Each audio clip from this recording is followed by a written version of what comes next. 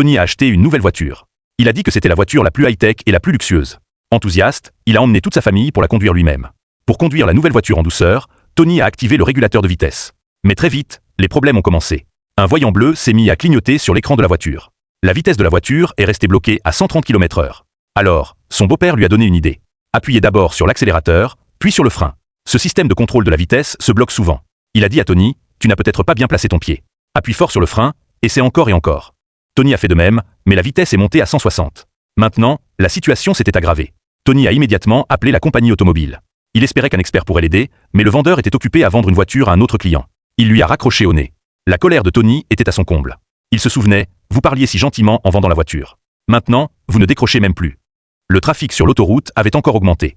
Tony continuait de braquer la voiture pour éviter d'entrer en collision avec d'autres véhicules. Soudain, 3 véhicules sont arrivés devant lui. À contre-cœur, Tony a dirigé la voiture vers la voie de desserte. Là, un homme, qui venait de sortir de sa nouvelle BMW, a vu la voiture de Tony lui exploser sa fenêtre. L'homme s'est mis à crier de colère.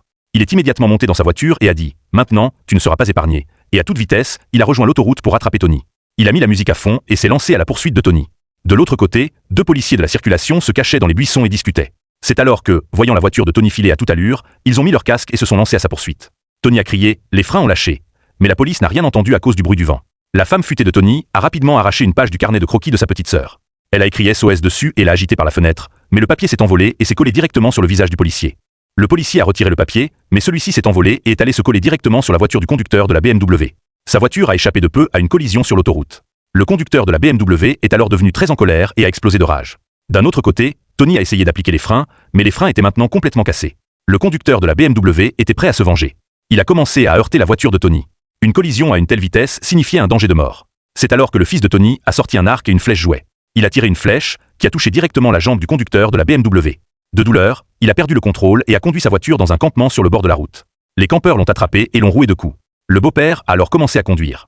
De l'autre côté, la police a commencé à secourir la famille de Tony. Mais le beau-père était tellement absorbé par le spectacle qu'il n'a pas fait attention à la distance de la voiture.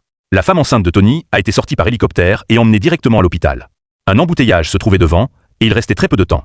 L'équipe de sauvetage a décidé de soulever toute la voiture avec un hélicoptère, mais la voiture de luxe de Tony n'a pas supporté la pression, est retombée et s'est fendue en 2 parties, devenant un cabriolet ouvert. Heureusement, Tony et son beau-père sont restés sains et saufs. Sa femme a donné naissance à l'enfant à l'hôpital, et le même conducteur de BMW s'y trouvait aussi, criant toujours de colère. « Vous ne savez pas qui je suis, vous allez voir ce que je vais vous faire ».